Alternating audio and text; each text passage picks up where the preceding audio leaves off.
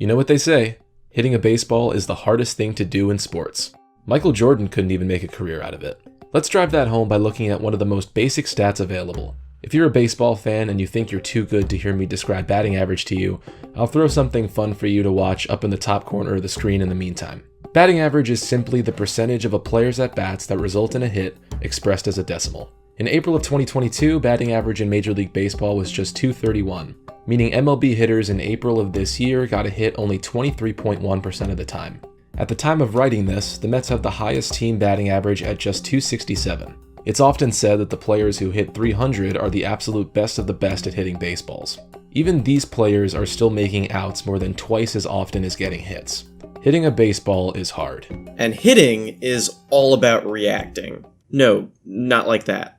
More like this. That's the first thing you learn about hitting when you step in the box for anything higher than T-ball. Connecting on a hard fastball or breaking ball is like Pat McAfee trying to connect on a fist bump with Kenny Beecham. Hey Kenny, congrats on being a dad, by the way. Super honored and thankful that you publicly shouted out my video as that was like in the midst of happening. I just want to say that. But I also noticed how hard it is to connect with a fastball when I saw a bunch of our friends getting absolutely canned by a D1 arm from up in a press box helping call a baseball game before my shift to play. Oh yeah, forgot to mention. We had the unbelievable opportunity to go play in a baseball game against actual D1 caliber college baseball players. June 1st, 2022. YouTubers got to play baseball against real, lifelong, dedicated athletes. The ultimate crossover, like Saul Goodman representing Morbius.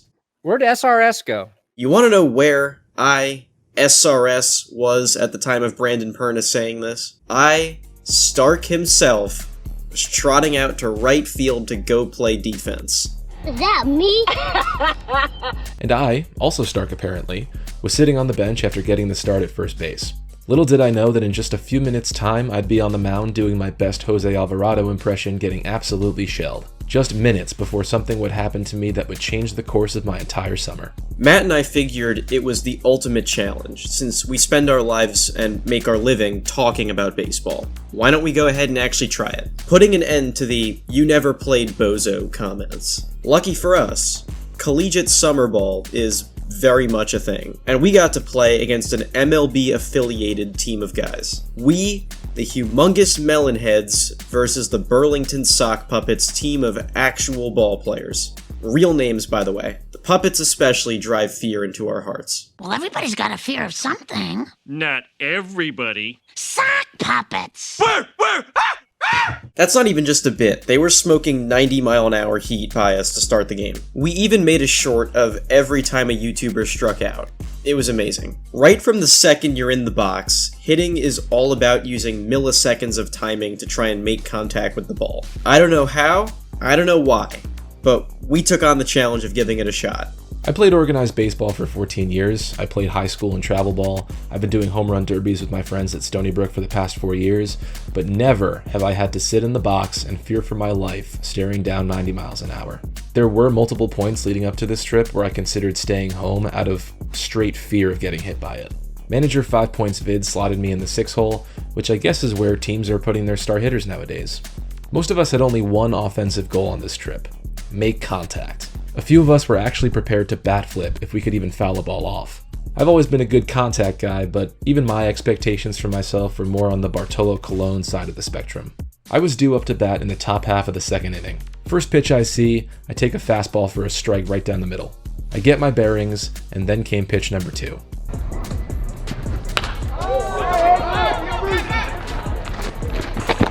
I only saw 2 pitches on my trip, but I did what I went there to do. Guys, this shit's hard. Sucks that they had Yadier freaking Molina behind the plate though, because that third pitch was going 670 to right center. Wow. What a play. In the Sock Puppets game, I faced Will of the Baseball Bat Bros, a former D1 athlete himself who pulled down 92-mile-an-hour heat just hours before. The Puppets decided we weren't worthy of facing their actual pitchers beyond the third inning. Can't say I really blame them. So I faced probably our most qualified rested arm instead, and it had a very similar effect. Here's Will whiffing me on a slider. And another slider. But then, the impossible happened. I hit the baseball right into the pitcher's glove where he flipped it to the first baseman that caught the ball with his bare hand. Wow, he finally made a play, but it was against the YouTubers. And baseball is so hard that I left extremely satisfied with just catching up to a heater and putting the ball in play. No one got a hit for our team to begin with. The bar for success was that low. Listen how excited we got on just inky-dink fly balls.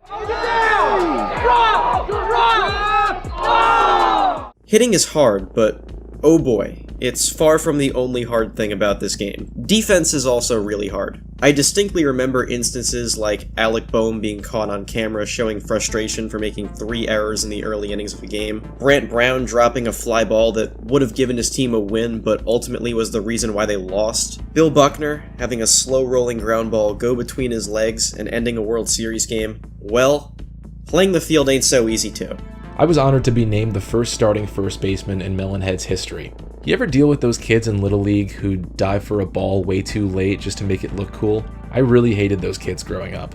But on the very first play of the game, I saw myself live long enough to become the villain of my own story. There's a ground ball right to me at first. And what do?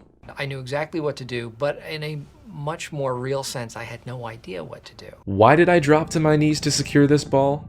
I'll let you know when I find out. So playing the field is difficult, but maybe not as difficult as I made it seem on this play. 2 fly balls were hit to me during my 1 inning playing the field. Here's me awkwardly angling over out of a shift to try to catch one. While I'm out here on the mound considering quitting the channel because why the heck are we playing the shift here?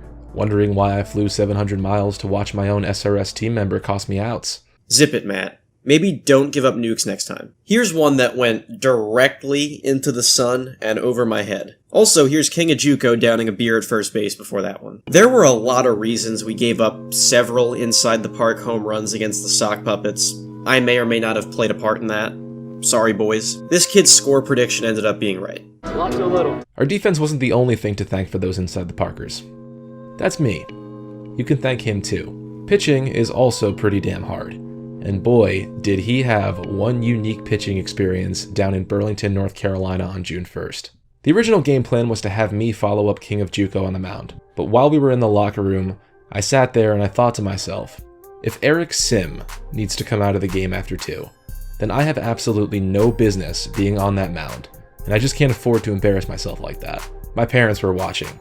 They don't deserve to see me get hit in the face by a line drive on a 420p live stream. I can't go out like that. So, with some negotiating tactics, I was able to recruit baseball quotes to head into certain danger for me and take my place.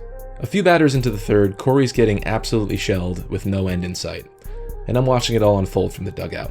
I pitched for over a decade and I know how bad it feels to be left out there to rot, so I did the selfless act and offered to take over for him.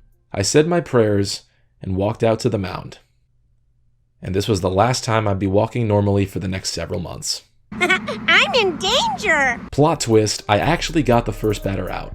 My final stat line was bad, but I actually believe that I outperformed it. If not for some questionable defensive positioning, I would have gotten a second out, which is approximately 2 more than I even thought was possible. Didn't matter though, because that second out never came, and I pretty much got the Stormfront treatment from some motherfuckers called the Sock Puppets. This was not only physically challenging, but especially so mentally. I had forgotten to cover home on multiple wild pitches, leading to multiple runs. I got in my own head and lost my command. I kept thinking of how handsome Sad Man Baseball looked in the dugout. It was tough out there. But as if getting lit up on a hot summer day in Burlington, North Carolina in the first ever Bros vs. Pros game wasn't bad enough, on one of the last pitches I threw, I twisted my back leg just a little too much. By the time we got mercied out of the inning, I could barely take the walk of shame off the mound.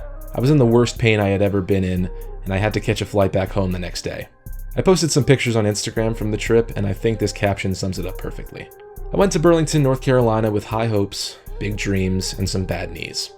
I left Burlington, North Carolina with no hopes, crushed dreams, a bone contusion, a sprained ACL, a torn meniscus, a scheduled surgery, and even worse knees. I ended my summer before it even started just to make some content for you guys. If there's anything to learn from this other than the fact that baseball is unbelievably hard, it's that if you decide one day that you want to do some good and partake in a charity event, maybe just stay home. Anyways, I gotta get John locked through this airport. Best of luck in Game 2, Mike. 2 days later, the YouTubers versus the Carolina Disco Turkeys. Another collegiate summer ball team of D1 guys. I didn't go in the field, so I'm not going to take any credit for the 7-0 loss we took in just 2.5 innings. Let me show you how bad they beat us. In the final inning of that game, all of the following happened. What are your thoughts on the shift we got out here? Yeah, like I said, I think it's a bold move time. What you just saw with the turkeys sitting down thing, no one except the pitcher and the catcher wore gloves. A lefty pitcher flipped around and threw with his right hand. And I hope you go to hell. The other team's head coach stepped in to hit and did a backflip in the box. And there's our pitcher, just kind of hanging out in the field with the other team, probably annoying them, as they still work us with ease. Yeah, that doesn't sound right. But then, in the midst of all that, my quest to get a hit, one measly hit, picked back up. Me, a little weenie YouTuber, versus a D1 caliber pitcher. And you know I GoPro'd that shit, baby. First pitch, fastball right down the middle. Wasn't calibrated enough to take a hack, so I'm already down 0-1. Second pitch, a slider I absolutely whiffed on. 0-2. At this point, whatever dignity I had left was just pleading with myself. Do not strike out. Do not strike out. Oh! We're a kid! We're a kid! Oh my god. I got drilled in the back by a slider, and the team loved every bit of it. Baseball is so hard that being bailed out on an 0-2 missed slider that made my back stiff for like 5 days counted as enough success for that kind of celebration. And oh boy, I wasn't done there.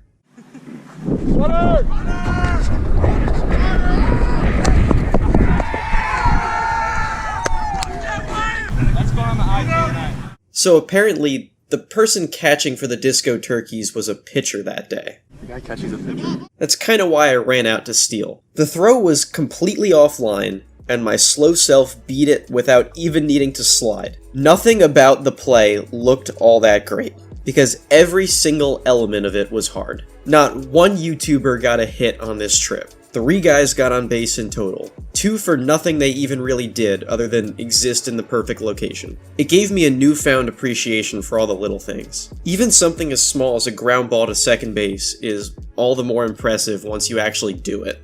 The Sock Puppets officially began their season the day after Bros vs. Pros and started their season off 9-0.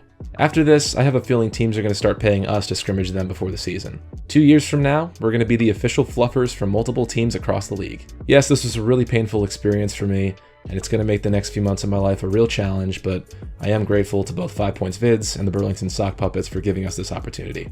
I got to sign autographs. I met a fan who drove almost 2.5 hours just to see us. A few years ago, these were the things of fantasy. Today, they're reality. This whole experience was just flat out unreal. Batting practice on the field, a whole locker room setting for just us, meeting fans, seeing a Manny Ramirez banner on the stadium concourse, spending time getting to know other YouTubers who collectively got on base 3 times in 2 games.